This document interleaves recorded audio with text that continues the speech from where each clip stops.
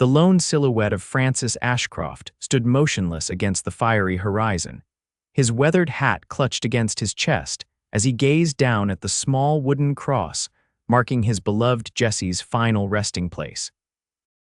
3 years had passed, yet the ache in his heart remained as fresh as the day he'd laid her in this hillside overlooking their ranch in the Texas Hill Country. It was 1873, and the West was still wild, still unforgiving. The same unforgiving nature that had taken his wife with a fever that swept through their small town of Redwater like a vengeful spirit. Francis, known to most as Frank, had been away driving cattle to market when it happened. By the time he'd returned, Jessie Owens Ashcroft was already buried beneath the oak tree where they'd shared their first kiss. Every Sunday since, without fail, Frank had made this somber pilgrimage. Rain or shine, in sickness or health, he'd ride up the gentle slope to spend an hour with the woman who still occupied every corner of his heart. Sometimes he'd talk to her, telling her about the week's events, the cattle prices, or the new buildings going up in town.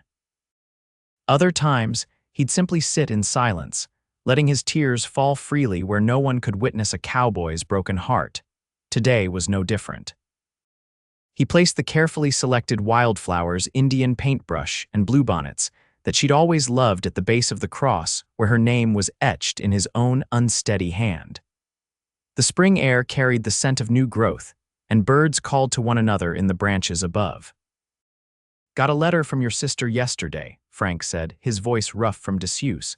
He spent most days alone now, speaking only when necessary. "She's expecting again, their fourth. Can you imagine that, Jess? 4 little ones running around." His voice cracked slightly. They'd been trying for a baby when Jessie fell ill. Another dream buried alongside her.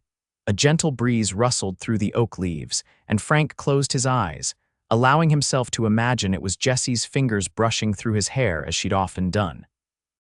He stayed until the sun began its descent, then replaced his hat, mounted his horse, and rode back to an empty house that had never felt like home again. The following Sunday brought rain, a steady, soaking downpour that transformed the dusty trails into muddy rivers. Frank donned his oilskin coat, pulled his hat low, and made the journey regardless. The flowers he brought were quickly beaten down by the raindrops, but he arranged them carefully nonetheless, whispering apologies to Jessie for their bedraggled state. It was as he turned to leave that he noticed something strange. A small bundle of yellow prairie primroses, tied with a piece of faded ribbon, had been placed on the opposite side of the grave marker. Frank stared at them, confusion clouding his mind. In 3 years, he'd never seen another soul visit Jessie's grave. Her parents had passed years before, and her only sister lived clear across the territory in El Paso. He picked up the small bouquet, examining it carefully. The flowers were fresh, picked that morning or perhaps the night before. The ribbon was worn but clean, tied with careful precision. Frank looked around, searching the landscape for any sign of another visitor, but the rain had washed away any tracks. "Who brought these for you, Jess?" he murmured, replacing the flowers where he'd found them. A peculiar feeling settled in his chest, not quite discomfort, but something akin to territorial protectiveness mixed with curiosity. Who else would be visiting his wife's grave, and why now after all this time? The question plagued him throughout the week as he tended to his cattle, fixed fences, and conducted business in town. Redwater was small enough that gossip traveled faster than telegraph messages, but when Frank casually inquired if anyone had mentioned visiting the hillside cemetery recently, he was met with shrugs and changed subjects. Sheriff Walter Porter, an old friend who'd helped Francis through the worst days after Jessie's passing, suggested it might be one of the Mexican families Jessie had taught English to before her death. She was well loved, Frank, touched a lot of lives, could be someone paying respects. Frank nodded, though the explanation didn't quite satisfy him. There was something intentional about those primroses, something personal in the way they'd been arranged. The next Sunday dawned clear and bright. Frank collected his usual offering of wildflowers, but arrived at the gravesite earlier than his customary time. Perhaps, he thought, he might catch this mysterious visitor. But the hilltop was empty, the cross standing solitary against the blue sky. Yet there, beside his own wilting bouquet from the previous week, sat a fresh bundle of Indian blanket flowers, their fiery red and yellow petals seeming to dance in the morning light. Again, they were bound with the same faded ribbon. Frank's pulse quickened. The flowers had to have been placed there that morning. They were too fresh to have survived the previous day's heat. Whoever had brought them must have come at dawn, or perhaps was watching him even now. He scanned the surrounding countryside. The cemetery overlooked rolling hills, dotted with mesquite trees and patches of scrub brush, plenty of places where someone could conceal themselves. But no movement caught his eye, no flash of color beyond the natural landscape. "I don't know who you are," Frank said aloud, addressing both Jessie and the unknown visitor, "but I'd like to meet you to thank you for remembering her." Only silence answered him, but as he rode home, the mystery occupied his thoughts more than his grief had in months. For the next 3 Sundays, the pattern continued. Frank would arrive to find fresh flowers, different varieties each week, but always bound with that same ribbon placed neatly beside Jessie's cross. Twice he tried coming at different times, once very early and once late in the day, but the mysterious bouquets would appear as if by magic, with no sign of their bearer. On the 4th Sunday of this strange ritual, Frank made a decision. After placing his own flowers and spending time in quiet conversation with Jessie, he withdrew a small piece of paper from his pocket, along with a stub of pencil. His handwriting was never elegant. Jessie had teased him about his chicken scratches, but he wrote carefully, "To the person bringing flowers to Jessie, I would like to meet you. I'll be at the Red Creek Bridge tomorrow at noon." Francis Ashcroft. He weighted the note with a small stone and placed it beside the mystery flowers. The following day, Frank found himself at the Red Creek Bridge well before the appointed time. He'd bathed that morning, trimmed his beard, and put on his best shirt, not the Sunday clothes he wore for church and grave visits, but the blue cotton shirt Jessie had made him for his 35th birthday. He was 40 now, with gray threading his dark hair and permanent lines etched around his eyes from squinting into the sun and from the grief he'd carried. Noon came and went. Frank waited, sometimes sitting on the bridge's wooden railings, sometimes pacing, occasionally checking his pocket watch. By 2 o'clock, he'd convinced himself that the note had blown away or that the visitor had chosen not to respond. With a heavy sigh, he mounted his horse and turned toward home. He'd barely traveled 100 yards when he heard hoofbeats approaching from the direction of town. Reining in his mount, Frank turned to see a rider coming toward him at a steady canter. As they drew closer, he realized with surprise that it was a woman, riding astride rather than side saddle, wearing a practical split skirt and a wide-brimmed hat that shadowed her face. The rider slowed as she approached, finally stopping several yards away. She hesitated, then removed her hat, revealing a face that made Frank's heart stutter in his chest. For one wild, impossible moment, he thought he was looking at Jessie. But as his vision cleared, he realized the woman before him, though bearing a striking resemblance to his late wife, was someone else entirely. Her hair was darker, her face a bit more angular, but the same gentle intelligence shone in her green eyes. "Mr. Ashcroft," she said, her voice carrying a slight tremor. "I'm Julia O'Malley." Frank nodded, unable to find his voice immediately. When he did speak, the words came out rough. "You're the one who's been leaving flowers." She nodded, twisting her reins nervously in gloved hands. "I'm sorry I'm late. I wasn't sure if I should come at all." "I'm glad you did," Frank said, genuinely meaning it. "May I ask why you've been visiting Jessie's grave? Did you know her?" Julia looked down, a flush spreading across her cheeks. "Not exactly. May we talk somewhere more comfortable?" "It's a rather long story." They rode together to a small grove of cottonwoods along the creek, where they dismounted and allowed their horses to drink. Frank spread his coat on a fallen log for Julia to sit on, then settled himself on a rock nearby, giving her space but close enough to hear her soft voice. "I came to Redwater about 6 months ago," Julia began, removing her gloves and folding them in her lap. "I'm a nurse. Dr. Mills hired me to help at his practice." Frank nodded. He'd heard about the new nurse in town but had little cause to visit the doctor these days. He took care of minor injuries himself and avoided town when possible. Before Redwater, I was in Austin, working at the hospital there. That's where I met Jessie. Frank's head snapped up, his eyes widening. You knew Jessie, but she never went to Austin. She did, Julia said gently. 3 years ago, when the fever outbreak hit, Dr. Mills sent the worst cases to Austin for treatment. Your wife was among them. A cold weight settled in Frank's stomach. He'd been told Jessie had died quickly, had not suffered long. They told me she died here, that it happened too fast for treatment. Julia's expression softened with sympathy. I believe they wanted to spare you, Mr. Ashcroft. By the time she reached Austin, there was little hope, but she didn't die immediately. She fought for nearly 2 weeks. Frank stood abruptly, turning away as emotions crashed over him. Anger at the deception, grief renewed at the thought of Jessie suffering alone, and a strange, terrible relief that she hadn't been taken as suddenly as he'd believed. Why didn't anyone tell me? He demanded, his voice hoarse. I would have gone to her. I should have been with her. The quarantine was strict, Julia explained. No visitors were allowed, not even family, and the messages. Communications were chaotic during the outbreak. Perhaps your doctor thought it kinder not to give you false hope. Frank took several deep breaths, struggling for composure. When he turned back to Julia, his face was carefully blank. You were with her. At the end, Julia nodded, her eyes bright with unshed tears.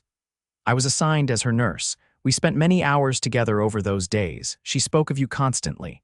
A painful lump formed in Frank's throat. What did she say? She told me about your ranch, about how you met at a barn dance and stepped on her toes 3 times before you finally got the courage to kiss her. Julia smiled faintly. She told me about your wedding under the oak tree, about your dreams of filling your home with children. She showed me the lock of your hair she kept in a locket around her neck. Each word was both a blade to his heart and a precious gift. For 3 years, Frank had treasured his memories of Jessie, but hearing new details, things she had said when he wasn't there, was like discovering a hidden letter long after it was written. The day before she died, Julia continued softly, she made me promise something. She asked that if I ever found myself near Redwater, I would check on you, not to introduce myself or to interfere in your life, but just to make sure you were all right. She worried about you being alone. So you came to Redwater because of that promise? Frank asked. Julia shook her head. No, that was coincidence. Dr. Mills advertised for a nurse, and I needed a change after leaving the hospital. It wasn't until I arrived that I remembered Jessie was from here. I asked about you discreetly and learned where she was buried. And the flowers, a flush crept up Julia's neck. The first time, I simply wanted to pay my respects. I found your flowers there and realized you must visit regularly. I thought it might comfort you somehow to know that someone else remembered her too. She looked away. I didn't want to intrude on your grief, which is why I never came when you were there. Frank studied her face, noting the genuine emotion in her eyes. There was something both comforting and unsettling about sitting with someone who had witnessed Jessie's final days, who carried memories of her that he would never share. Thank you, he said finally, for being with her when I couldn't be, for remembering her, and for telling me the truth. Julia nodded, then stood, brushing dust from her skirt. I should head back to town. Dr. Mills is expecting me to help with a delivery this evening. Frank rose as well, suddenly reluctant to end their conversation. Miss O'Malley, may I call on you sometime? I'd like to hear more about those days with Jessie, if you wouldn't mind sharing. Her smile was gentle, understanding. Of course, Mr. Ashcroft. I'm staying at Mrs. Holloway's boarding house. Sunday afternoons I'm usually free. As they parted ways at the creek, Frank felt something shift inside him, not a lessening of his grief exactly, but a change in its character. For 3 years, his memories of Jessie had been frozen in amber, preserved but unchanging.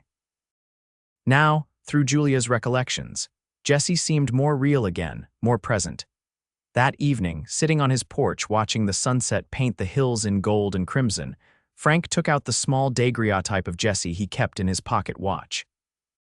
Her smile, captured in silver and light, seemed to hold new meaning. She checked on me, Jess, he whispered to the image. Just like you asked her to. The following Sunday, Frank visited the grave as usual, bringing fresh wildflowers. There were no mystery bouquets waiting. Julia had respected his regular visiting time. As he sat beside the cross, telling Jessie about his week as he always did, he found himself including his meeting with Julia, describing her with careful honesty. She has your kindness, Jess. Your way of listening that makes a person feel heard. He paused, wrestling with feelings he couldn't quite name. I think you'd like her. Later that afternoon, Frank rode into town, his stomach knotting with an unfamiliar nervousness as he approached Mrs. Holloway's boarding house. He'd bathed again, trimmed his beard more carefully, and worn a clean jacket over his best shirt. Mrs. Holloway herself answered his knock, her eyebrows rising nearly to her hairline at the sight of Francis Ashcroft on her doorstep. In the 3 years since Jessie's death, Frank had become something of a recluse, conducting necessary business in town but never socializing. Well, I'll be, the older woman said, a knowing smile creeping across her face. Miss O'Malley mentioned you might call. She's in the garden out back. Her expression softened. It's good to see you among the living again, Francis. The comment stung, but Frank recognized the truth in it. He nodded politely and made his way around the house to the small garden where several boarders were enjoying the pleasant afternoon. Julia sat on a wrought iron bench beneath a trellis of climbing roses, reading a book. She wore a simple blue dress, her dark hair braided and coiled at the nape of her neck. She looked up as his shadow fell across her page, and the smile that lit her face sent an unexpected warmth through Frank's chest. Mr. Ashcroft, she greeted him, closing her book. You came. Frank, please, he said, removing his hat. May I join you? For nearly 2 hours, they sat in the garden, their conversation flowing more easily than Frank would have expected. Julia told him more about Jessie's time in the Austin hospital, not just the difficult parts, but moments of clarity when she'd shared stories about their life together, even times when she'd laughed despite her illness. In turn, Frank shared memories of his life with Jessie before the fever, their courtship, their wedding, the early years on the ranch when they'd worked side by side to build something lasting. It was the most he'd spoken about Jessie to anyone since her death, and while the familiar ache remained, there was something healing in sharing these stories with someone who genuinely wanted to hear them. As the afternoon waned, Mrs. Holloway appeared with a tray of lemonade and cookies, her expression barely concealing her delight at seeing the reclusive rancher engaged in animated conversation. Several other boarders drifted by, and Julia introduced Frank to each of them not as a grieving widower but simply as Mr. Ashcroft, a local rancher. When the church bells rang for evening service, Frank realized how long he'd stayed. I should be going, he said reluctantly. The cattle need tending. Julia walked him to his horse, her hands clasped before her. Thank you for coming, Frank. It meant a great deal to me to hear your stories about Jessie. She loved you very much, you know. Frank nodded, his throat tight. Next Sunday, would you like to join me? At the grave, I mean. We could visit together. The question surprised them both. Julia's eyes widened slightly, but then she nodded. I'd be honored. What time should I meet you? I usually ride up around 10 after church. As Frank mounted his horse, Julia placed a hand lightly on his arm. Frank, I want you to know that I never intended to intrude on your grief or to complicate your life. If my presence brings you pain rather than comfort, please tell me and I'll understand. The sincerity in her eyes touched him deeply. You've brought me something I didn't know I needed, Julia. A chance to know parts of Jessie I thought were lost forever. That's a gift, not an intrusion. Riding home beneath a sky painted with the first stars of evening, Frank felt a lightness he hadn't experienced in years. The weight of his grief hadn't disappeared, but somehow it seemed more bearable, as if sharing it had distributed its burden. For the first time in 3 years, he found himself looking forward to the week ahead rather than merely enduring it. Sunday arrived with perfect autumn, whether crisp morning air warming to a pleasant afternoon beneath a cloudless blue sky. Frank found himself taking extra care with his appearance, and when he rode to the hillside cemetery, it was with a bouquet of wildflowers more carefully arranged than his usual offerings. Julia was already waiting at the base of the hill, sitting side-saddle on a chestnut mare, wearing a dark green riding habit that complemented her eyes. A small bouquet of yellow primroses rested in a basket attached to her saddle. "I hope you don't mind that I came early," she said as Frank approached. "I wanted to be sure I didn't miss you." Together they rode to the top of the hill, dismounting near the oak tree that sheltered Jessie's grave. Frank watched as Julia approached the simple cross, her steps reverent. She knelt, placing her flowers beside it, then remained there for a moment, her lips moving silently. Whether in prayer or in conversation with Jessie's memory, Frank couldn't tell, but the gesture touched him deeply. When Julia rose and stepped back, Frank placed his own flowers beside hers.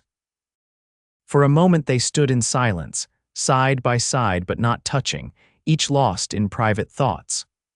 "I often wondered what I would say to you if I ever had the courage to introduce myself," Julia said finally. "If you would resent me for knowing parts of Jessie's story that you didn't." Frank shook his head. "At first, learning she didn't die as quickly as I'd been told, it was like losing her all over again. But now I'm grateful. Grateful she wasn't alone, that she had someone kind with her." He paused, choosing his words carefully. "And grateful to know that her last days weren't only suffering, that she laughed sometimes, that she remembered our happiness." Julia smiled, her eyes bright with emotion. "She made us all laugh, even in that terrible place." There was a lightness about her, a way of finding joy even in the darkest circumstances. It's what drew me to her, I think, that resilience. They spent nearly an hour on the hilltop, sometimes talking, sometimes sitting in companionable silence. Julia shared more memories of Jessie from the hospital, and Frank found himself laughing for the first time in years at a story about Jessie attempting to teach one of the young doctors how to dance properly. As they prepared to leave, Frank impulsively asked, "Would you care to join me for dinner?" "Nothing fancy, just a meal at the ranch. I've been told my beef stew is passable." Julia's smile brightened her entire face. "I'd like that very much." The ride to the ranch took them through rolling pastureland where Frank's cattle grazed peacefully. As they approached the main house, Frank found himself seeing it through new eyes, noticing the peeling paint on the porch columns, the overgrown flower beds that Jessie had once tended with such care. "It's not much," he said apologetically as they dismounted. "I haven't been the best caretaker these past few years." Julia's gaze swept over the property, taking in the sturdy house, the well-maintained barn, the healthy cattle. "It's lovely, Frank. I can see why Jessie loved it here." Inside, the house was clean but Spartan. Many of Jessie's touches remained: the curtains she'd sewn, the quilt on the sofa, the collection of pressed wildflowers framed on the wall, but there were empty spaces where other decorations had been removed or broken, and not replaced. While Frank prepared the meal, Julia moved around the main room, examining the photographs and small treasures that offered glimpses into the life Frank and Jessie had shared. She paused before a daguerreotype of a young couple on their wedding day, Jessie radiant in a simple white dress, flowers in her hair, Frank standing tall and proud beside her. "You both look so happy," Julia observed as Frank brought 2 bowls of stew to the table. "We were," he replied simply, pulling out a chair for her. "I was the luckiest man in Texas the day she agreed to marry me." Over dinner, their conversation shifted from memories of Jessie to their own lives. Frank learned that Julia had been born in Chicago, the daughter of a doctor who had encouraged her interest in medicine. She'd trained as a nurse during the war, working in field hospitals where she'd seen horrors that still visited her dreams sometimes. "After the war, I couldn't go back to Chicago," she explained. "Everything felt too small, too trivial after what I'd witnessed. I needed to be somewhere I could still feel useful, where my skills were needed." "And is Redwater proving to be that place?" Frank asked. Julia considered the question.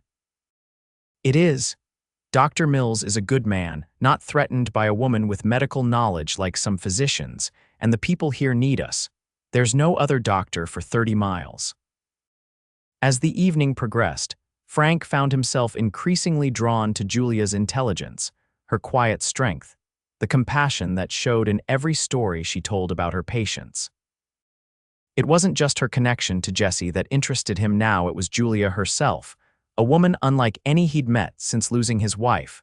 When the time came for Julia to return to town, Frank insisted on escorting her. They rode slowly beneath a canopy of stars, neither rushing to end the evening. "Thank you for today," Julia said as they approached the boarding house.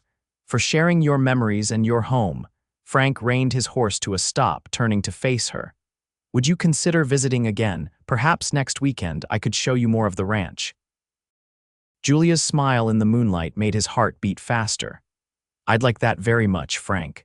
As summer turned to autumn, Frank and Julia fell into a comfortable routine. Every Sunday, they would visit Jessie's grave together, placing their separate bouquets side by side. Afterward, they would spend the day at the ranch or occasionally in town, slowly getting to know each other. Frank began making improvements to the ranch house, repainting the porch, replanting the flower beds with Julia's guidance, replacing broken furniture. The empty rooms that had seemed to echo with absence gradually began to feel lived in again. In town, people noticed the change in Francis Ashcroft. The hard lines of grief in his face softened. He attended social gatherings for the first time in years. He smiled more easily, laughed occasionally, no longer moved through the world like a man half dead himself. Some gossips whispered that it was inappropriate, that he was betraying Jessie's memory by spending time with the new nurse. But those who had known Jessie best, like Sheriff Porter and his wife, saw it differently. Jessie would have approved, Martha Porter declared firmly after watching Frank and Julia at a town harvest festival.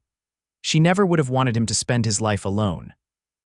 Frank still felt occasional pangs of guilt, moments when his growing feelings for Julia seemed like a betrayal. During one such moment, as they sat on his porch watching a spectacular sunset, he confessed this to her.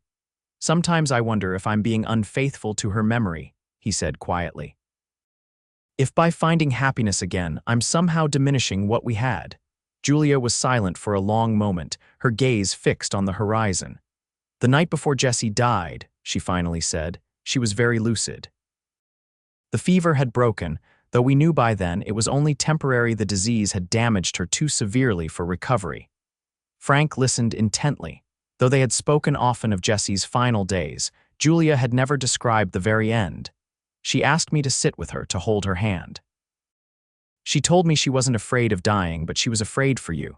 My Frank doesn't know how to be alone," she said. "He gives his whole heart, and without someone to give it to, he'll wither like a plant without water."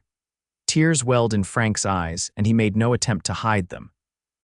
"She made me promise that if I ever met you, I would tell you this, that loving again wouldn't dishonor what you shared, that the heart that loved her so well deserved to love again." Frank covered his face with his hands, overcome with emotion. After a moment, he felt Julia's gentle touch on his arm. "I didn't tell you this before because I didn't want you to think I was presuming anything. Our friendship has become very precious to me, Frank, and I would never want to complicate it with expectations." Frank lowered his hands, meeting her gaze. "It's already more than friendship for me, Julia. I think you know that." She nodded, her expression a mixture of hope and caution. "For me as well, but Frank, I don't want to replace Jessie in your heart. I couldn't, even if I tried. And I wouldn't want to." "You haven't replaced her," Frank said firmly. "You've helped me remember how to live again, how to look forward instead of always looking back. What I feel for you, it's different from what I felt for Jessie. Not less, just different. Is that possible, do you think?" "To love two women differently but completely, I believe it is," Julia whispered. "The heart has an infinite capacity for love. It doesn't divide, it multiplies." Slowly, giving her time to withdraw if she wished, Frank reached for her hand. When their fingers intertwined, it felt both new and somehow familiar, as if a part of him had been waiting for this moment. As winter settled over the Texas Hill Country, Frank and Julia's relationship deepened.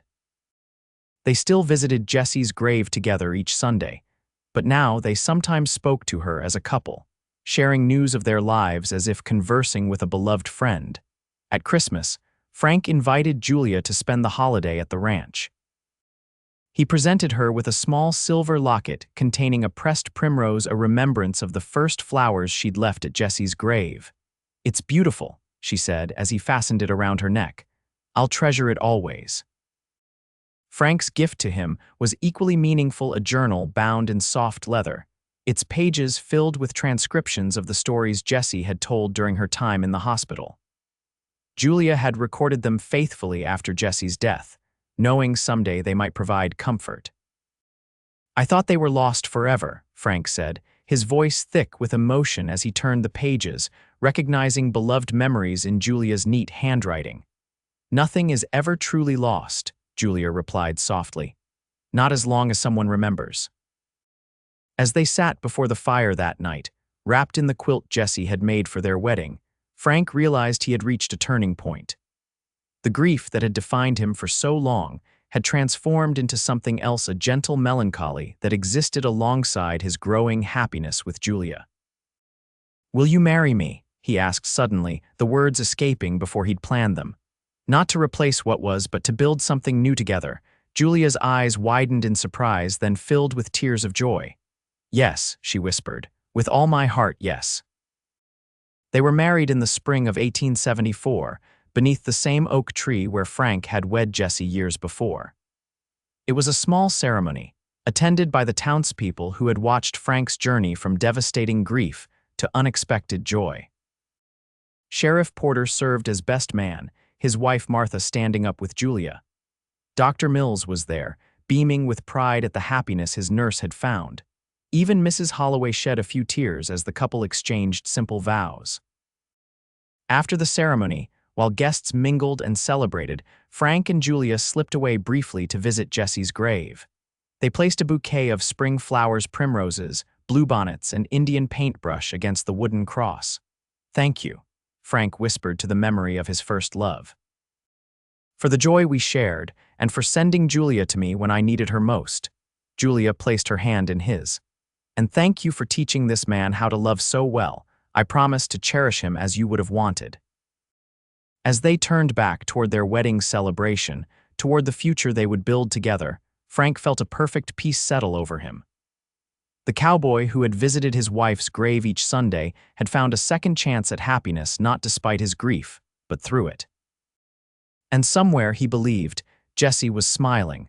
Over the next year, the Ashcroft ranch flourished under the care of both Frank and Julia.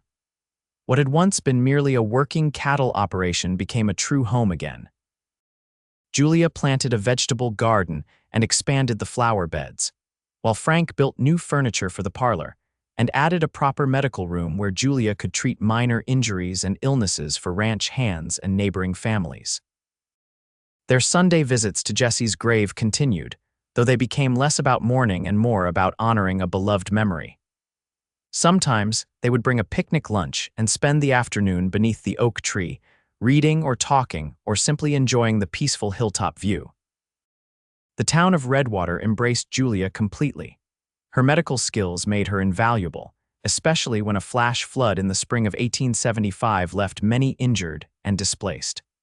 Working alongside Dr. Mills for 3 days with barely any rest, Julia helped treat dozens of wounded townspeople. Frank watched her work with a mixture of pride and worry, insisting she rest whenever possible, bringing her food and fresh clothes. When the crisis finally passed, he took her home and cared for her as she recovered from exhaustion. "You're quite good at nursing yourself," Julia remarked as he brought her breakfast in bed. "I had an excellent teacher," he replied with a warm smile. In the summer of 1875, Julia shared news that filled Frank with both joy and trepidation. She was expecting a child. Though they had hoped for this blessing, the reality awakened old fears in Frank. Jessie had never conceived during their years together, but the possibility of losing Julia to childbirth was a terror that visited his dreams. Julia understood his anxiety but faced the prospect with characteristic calm. "I've delivered dozens of babies, Frank, and Dr. Mills is one of the finest physicians I've ever worked with. We'll take every precaution." As Julia's pregnancy progressed, Frank insisted on hiring additional help around the ranch so she wouldn't overtax herself. A young widow from town, Eleanor Thompson, came 3 times a week to assist with household tasks, while Frank himself took on more of the cooking and indoor chores. Julia continued her nursing work through her 6th month, then reluctantly agreed to restrict her practice to the ranch house, where patients with minor ailments would visit her instead. Each Sunday, they still made the journey to Jessie's grave, though as Julia's time grew closer, Frank worried about the ride being too jarring. "The baby and I are perfectly fine," Julia assured him as they stood beneath the oak tree one crisp November morning. "I think this little one enjoys our visits as much as we do. See how active he becomes up here." She guided Frank's hand to her rounded belly, where he felt the strong movements of their child. The wonder of it never failed to amaze him, this new life they had created together. Frank asked, raising an eyebrow. "You're certain it's a boy?" Julia smiled mysteriously. "Not certain, no, but I have a feeling." As they prepared to leave that day, Julia laid her hand on Jessie's cross. "We'll bring the baby to meet you," she promised softly. Winter arrived early that year, bringing bitter cold and heavy snowfall by mid-December.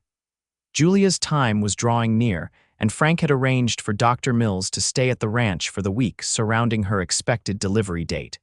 A blizzard, however, disrupted these careful plans. 3 days before Christmas, as the snow fell in thick, blinding sheets, Julia went into labor. Frank sent one of the ranch hands to town for the doctor, but the man returned hours later, half frozen and alone. The roads were impassable. Dr. Mills couldn't reach them. "It's all right," Julia assured Frank, despite the pain-etching lines around her mouth. "I've delivered many babies without a doctor present. You'll help me." For 18 hours, Julia guided Frank through her own labor, telling him what to do between increasingly intense contractions. She remained calm even as Frank's anxiety threatened to overwhelm him, her nurse's training overcoming her own discomfort. "You're doing wonderfully," she told him as the time approached for pushing. "Just remember what I showed you." Dawn was breaking on December 23rd when their daughter made her entrance into the world, announcing her arrival with a lusty cry that filled the bedroom. Frank caught his child in trembling hands, following Julia's instructions to clear the tiny mouth and wrap the baby in the prepared blankets. "A girl," he whispered, placing the swaddled infant on Julia's chest. "We have a daughter." Julia's exhausted face transformed with radiant joy as she cradled their child. "She's perfect, Frank, absolutely perfect." For a long moment, Frank could only stare at the two of them, overwhelmed by love and relief so profound it left him speechless. Then he bent and pressed his lips to Julia's forehead, tasting the salt of her perspiration, breathing in the mingled scents of blood and new life. "Thank you," he murmured against her skin. "For her, for you, for everything." Julia smiled up at him, her green eyes bright despite her exhaustion. What shall we call her? They had discussed names over the past months but had reached no firm decision. Now, looking at his daughter's tiny face, Frank knew with certainty what her name should be. "Jessica," he said softly. "Jessica Julia Ashcroft." Tears welled in Julia's eyes, spilling over to track down her temples into her damp hair. "Are you certain?" Frank nodded, his own vision blurring. "Jessie would be honored, I think. And someday, when our daughter is old enough to understand, we'll tell her the whole story, how love can endure beyond death, how it can transform and grow in unexpected ways." Julia lifted her free hand to touch his cheek. "And how sometimes, when we think our hearts are broken beyond repair, they're actually just making room for more love to enter." Little Jessica thrived, growing from a tiny newborn to a robust infant with remarkable speed. She had her mother's green eyes and her father's dark hair, along with a determined spirit that Frank recognized from both of her namesakes. When spring arrived, bringing with it the first anniversary of Frank and Julia's wedding, they bundled Jessica in a soft blanket and made the journey up the hill to Jessie's grave. The oak tree was budding with new leaves, and wildflowers carpeted the ground around the wooden cross.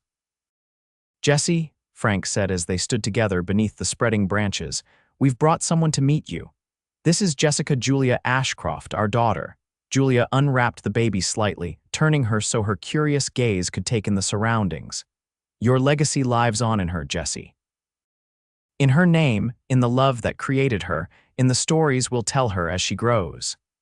As they stood in the dappled sunlight, a gentle breeze rustled the new oak leaves. A single blossom, a yellow primrose, detached from a nearby plant and drifted down, landing on the blanket beside Jessica's tiny hand.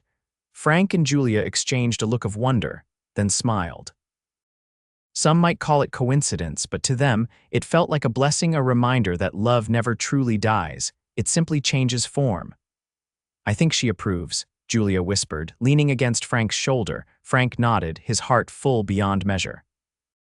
The cowboy, who had once visited his wife's grave in solitary grief, now stood with a family created by that very journey, a testament to the unexpected ways healing can come when we remain open to life's possibilities. As they made their way home, Jessica sleeping peacefully against Julia's chest, Frank felt a sense of completion.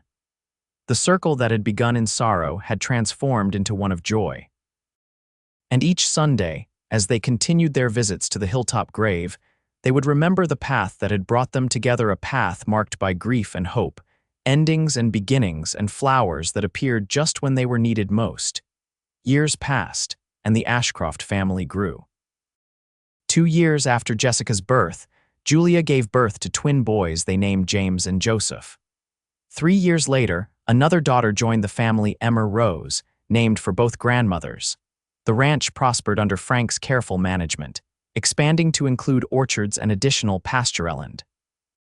Julia continued her nursing work, eventually helping Dr. Mills establish a proper clinic in Redwater, where she trained several young women in basic medical care. Their Sunday visits to Jessie's grave became a family tradition. As the children grew old enough to understand, Frank and Julia shared the story of their unusual beginning, how a connection forged through loss had blossomed into the family that now gathered beneath the oak tree each week. "So I'm named after your first wife?" Jessica asked when she was 8 years old, tracing the letters on the wooden cross with curious fingers. "You are," Frank confirmed, watching his eldest daughter with tender pride. "She was a remarkable woman who would have loved you very much. And she helped bring your mother and me together," he added, exchanging a smile with Julia. "Like an angel," young Joseph suggested, his expression serious. Julia knelt beside her son. "In a way, yes. Sometimes the people we've lost continue to guide us, even when they're no longer physically with us." As the children grew, they each developed their own relationship with the memory of the woman they'd never met. Jessica, thoughtful and compassionate like both her namesakes, often brought special treasures to leave at the grave, a particularly beautiful stone, a drawing she'd made, once even a butterfly she'd managed to capture briefly in cupped hands before releasing it over the cross. James and Joseph, adventurous and practical, helped maintain the gravesite, clearing weeds and repainting the cross when needed. Emma, the youngest, would often sit beside the grave and have long, one-sided conversations with Aunt Jessie, as she called her. Frank watched his children's interactions with wonder and gratitude. What might have been a shadow over their lives, their father's first love, had instead become a natural part of their family history, a story of love that transcended ordinary boundaries. On Jessica's 16th birthday, Frank presented her with a special gift, a journal similar to the one Julia had given him years before. Inside were stories about Jessie, collected from everyone who had known her, Frank's memories, Julia's recollections from the hospital, anecdotes from townspeople who remembered her teaching or her kindness. "So I can know her better," Jessica said, hugging the book to her chest. Frank nodded, his throat tight with emotion. "And so a part of her lives on through you."